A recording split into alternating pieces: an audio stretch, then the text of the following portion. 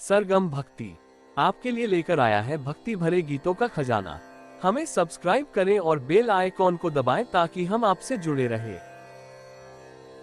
मंदिर में दर्शन के बाद सीढ़ियों पर बैठना क्यों जरूरी है?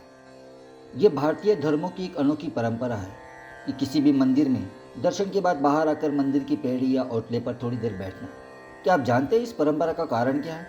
आजकल तो लोग मंदिर की पैड़ी पर बैठकर अपने घर, व्यापार, राजनीति इत्यादि की चर्चा करते हैं, परंतु ये प्राचीन परंपरा एक विशेष उद्देश्य के लिए बनाई गई है। वास्तव में मंदिर की पैड़ी पर बैठकर एक श्लोक बोलना चाहिए। ये श्लोक आजकल के लोग भूल गए।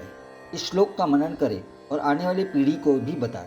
श्लोक इस प्रकार है: अनायासेन मरणम बिना दैवेन जीवनम देहांत तव सानिध्यम देहि में परमेश्वरम। इस श्लोक का अर्थ है अनायासेन मरणम, अर्थात बिना तकलीफ के हमारी मृत्यु हो और कभी भी बीमार होकर बिस्तर पर न पड़े, कष्ट उठाकर मृत्यु को प्राप्त ना हो, चलते फिरते ही हमारे प्राण निकल जाए। बिना दैनेन जीवनम, अर्थात परवशता का जीवन ना हो, किसी की भी सहारे ना रहना पड़े। जैसे कि लकवा हो जाने पर व्यक्ति दूसरे पर आश्रित हो जाता है, वैसे परवश या बेबस ना हो। ठाकुर जी की कृपा से बिना भीख के ही जीवन बसर हो सके। देहांत तव सानिध्यम, अर्थात जब भी मृत्यु हो तब भगवान के सम्मुख हो। जैसे भीष्म पितामह की मृत्यु के समय स्वयं ठाकुर जी यानी कृष्ण भगवान जी उनके सम्मुख जाकर खड़े हो गए। उनके दर्शन करते हुए भीष्म पितामह के प्राण निकले। देहि में परमेश्वरम, हे परमेश्वर ऐसा वरदान हमें देना। भगवान से प्रार्थना करते हुए उपरोक्त श्लोक का पाठ करें।